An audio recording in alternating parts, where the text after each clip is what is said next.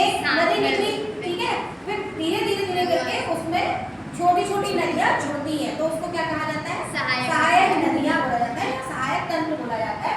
तो अलकनंदा नदी का जो तंत्र है, यानी कि जो इसका पूरा जो जिनसे मिलकर के बनती है ये, तो उसमें अलकनंदा, धौलीगंगा, नंदाकिनी, पिंडर और मंदाकिनी, ये नदियां क्या है? इसकी सहायक नदियां। किसकी सहायक नदी है?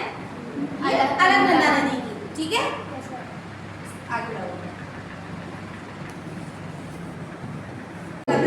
सहायक नदी है, उसके बारे में बताया है, अलकनंदा के बारे में इसका बोलिए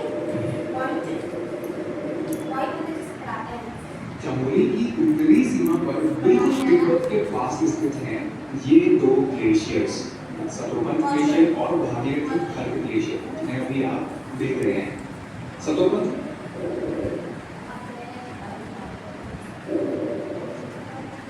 चमोली की उत्तरी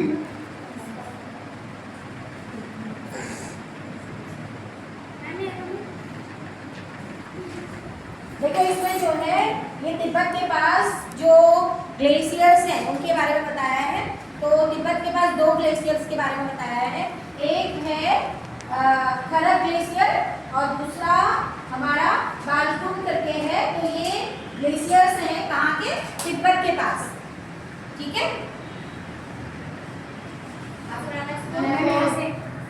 पांडवों की यात्रा के दौरान हुई कुछ और घटनाओं के बारे में भी पता चलता रहेगा। मैं एक टॉपिक बता रही हूँ। देखो हमारे जो भौगोलिक परिस्थिति है, जियोग्राफिकल कंडीशन जो है वो 3 भागों में विभाजित है, यानी कि हमारे विश्व में 3 तरह की भूमि पाई जाती है ना। तो 3 तरह का भूमि खंड जिसको बोला जाता है। आप देखते हैं कि हम जिस क्षेत्र में रहते हैं ये क्या है, यहाँ पर पहाड़ नहीं दिखाई, पहाड़ नहीं है ना, है ना। आप जैसे जैसे भीमताल को जाओगे, पहाड़ काटोगा को जाओगे तो वहाँ पर पहाड़ है ना। तो ये क्या हो गया? 2 तरह का हो गया नहीं भूमिखंड, एक तो ये प्लेन हो गया, ठीक है।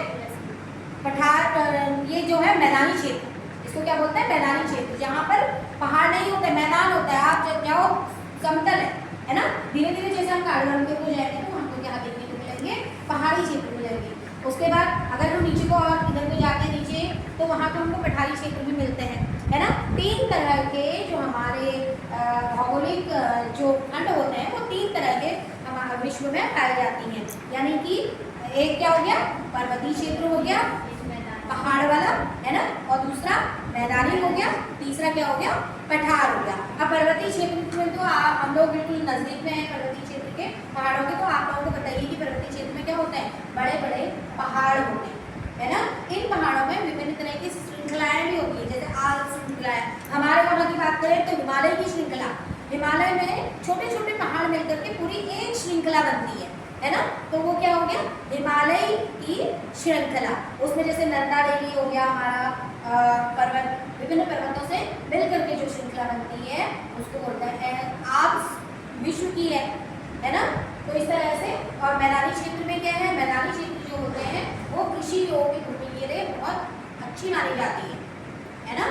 तो मैदानी क्षेत्र में क्या होती है? कृषि ज़्यादा होती है। तो मैदानी क्षेत्र में तो हम लोग रह ही रहे, है ना। तो मैदानी क्षेत्र के और पर्वतीय क्षेत्र के और पठारी क्षेत्रों के जो रहन सहन का तरीका होता है वो भी अलग अलग होता है। जैसे जैसे हम देखो, हम अभी यहाँ पर है ना, तो हम लोगों ने स्वेटर वगैरह कुछ नहीं पहनी, गर्मी का दिन है ना। जैसे जैसे लेकिन हम लोग ऊपर को बढ़ते जाएंगे, हिमालय के ऊपर बढ़ते जाएंगे, है ना। तो हम लोग तो कहाँ रहते हैं? हिमालय के सबसे नीचे वाले भाग में रहते हैं, ठीक है। जैसे जैसे हम हिमालय के ऊपर बढ़ते जाएंगे तो क्या होगा? हमारे रहन सहन और खान पान में भी क्या होगी? विभिन्नता होगी। अब रहन सहन में कैसे होगी? जैसे ऊपर बढ़ते जाएंगे आपको स्वेटर दिखने लग जाएंगे, यही आप भीमताल में जाओगे स्वेटर दिखने लग जाएगी, है ना। थोड़ी सी बारिश हुई नहीं कि ठंडा हो जाता है, जैकेट तक निकल आता है। उसका प्रभाव हमारे ऊपर पड़ता है क्योंकि हम लोग क्या है? इसके नजदीकी क्षेत्र में रहते हैं, है ना। और जैसे जैसे ऊपर की ओर बढ़ते जाते हैं आप इधर को, और ऊपर हिमालय क्षेत्र, 3 हिमालय के जो होते हैं वो 3 हिमालय जो क्षेत्र है वो 3 क्षेत्र उसमें बटा हुआ है, 3 खंडों में बटा हुआ है। सबसे नीचे वाला, मध्य वाला और सबसे ऊपर वाला, टॉप वाला। तो मध्य वाले इनमें क्या है? जैसे जैसे हम बढ़ते जाएंगे तो उनके खान पान में भी अंतर देखने को मिलता है। हम लोग जो निचले हिमालय वाले क्षेत्र हैं उनका खान पान अलग होगा, रहन सहन अलग होगा और वेशभूषा उनकी अलग होगी। फिर उसके बाद मध्य वाले क्षेत्र में हम लोग बढ़ते जाएंगे तो उनका रहन सहन, उनकी वेशभूषा और उनका खान पान क्या होगा, अलग होगा। उच्च हिमालय क्षेत्र में जाएंगे, बिल्कुल टॉप में है ना, तो वहाँ पर क्या है, उनका रहन सहन अलग होगा, खान पान अलग होगा और उनका जो जीवन शैली होगी वो अलग होगी। तो आप लोगों ने मैदानी क्षेत्र और पठारी क्षेत्र और पर्वतीय क्षेत्र इन तीनों के बारे में आज जानकारी हासिल की। मेरे हाथ में क्या है? ग्लोब। आवाज तो क्या है? ग्लोब। बाकी लोगों को ये क्या है? ग्लोब। ठीक है? आपको बताइएगा, आप लोग ज्योग्राफी में भी पढ़ते हैं, जो आपको एसएसटी वाली मैम आपको पढ़ा रही है, तो साथ में बताती है ना, क्या है ये? ग्लोब। ठीक है? क्या बात बहुत बढ़िया है तुम्हें? एसएसटी वाली मैम आती है ना क्लास में? वो ग्लोब के बारे में बताती है। इसी ग्लोब के बारे में मैं आपको समझा रही हूँ। ग्लोब देखा और कुछ लोग घरों के रहते हैं, ऑफिस में भी रहते हैं। ये ग्लोब पेज क्या है? हमारी पृथ्वी का एक मॉडल है। क्या है? हमारी पृथ्वी कैसे रहती है? उसका इतनी बड़ी पृथ्वी को तो हम दिखा नहीं सकते ना, उसकी चारों तरफ कैसे घूमेंगे, क्या करेंगे, तो एक ये ऐसा मॉडल होगा। ठीक? अब ये मुझे आपको सारे देश इसी में है। ठीक? इसमें आपको एक गीता का बीच में बीचों बीच एक लाइन दी हुई है। मैं आ जाऊं? ये बीचों बीच की लाइन को बता सकता है कौन सी लाइन है?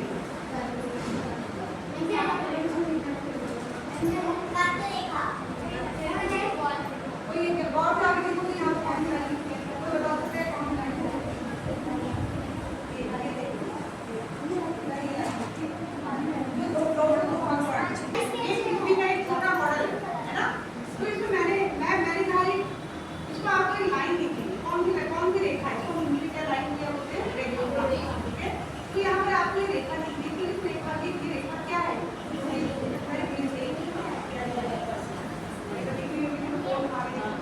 जब तक अपने हाथ में नहीं देखोगे आपको नहीं दिखेगी।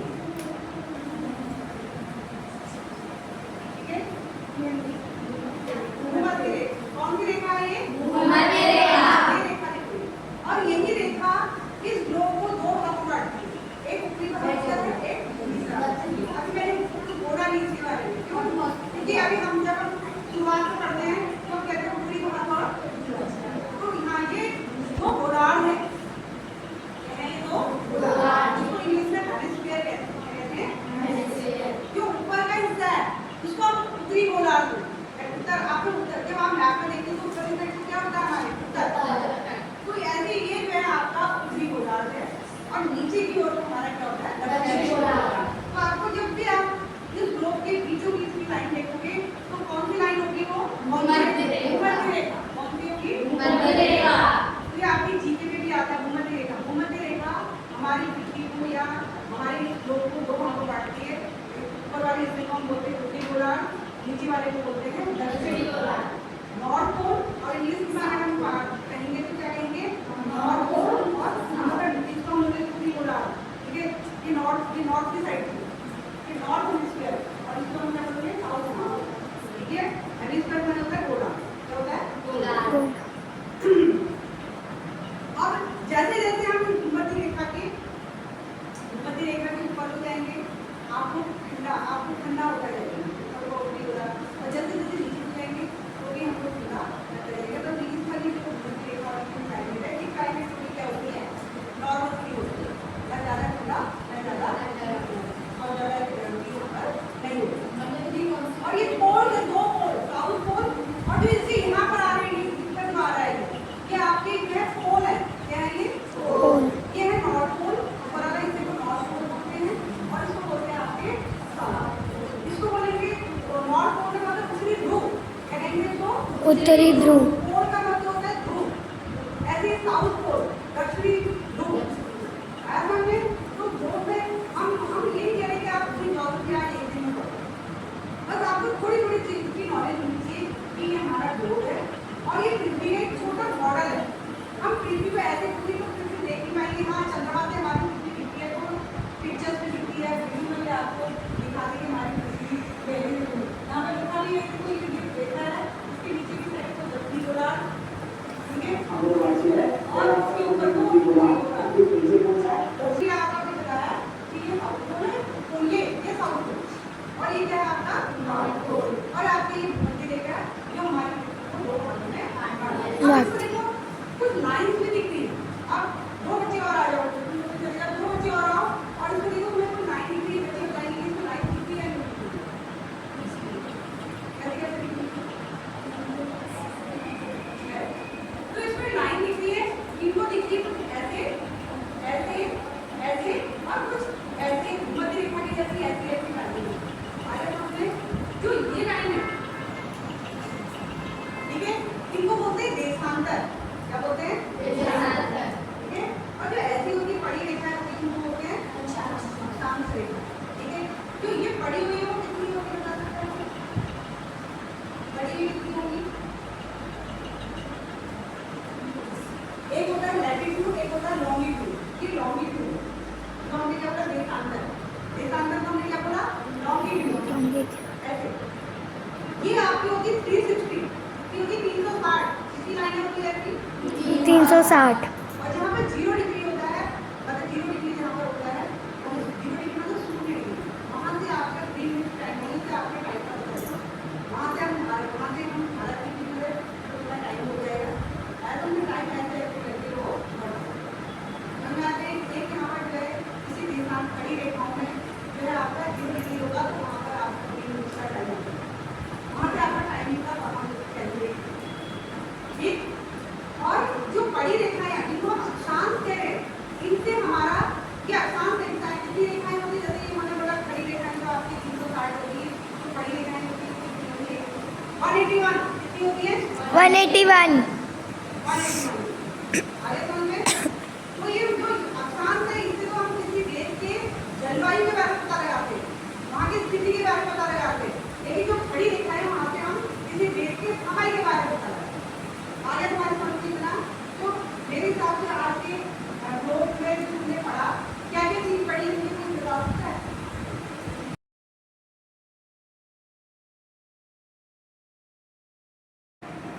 मैं गंगा नदी हूँ। मैं हिमालय के गंगोत्री ग्लेशियर से निकलती हूँ। मेरी लंबाई 2525 किलोमीटर है।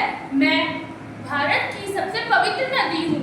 मैं 5 राज्यों से होकर गुजरती हूँ: उत्तराखंड, उत्तर प्रदेश, बिहार, झारखंड और पश्चिम बंगाल। मेरी सहायक नदियाँ हैं रामगंगा, गोमती, घाघरा, गंडक, महानदी।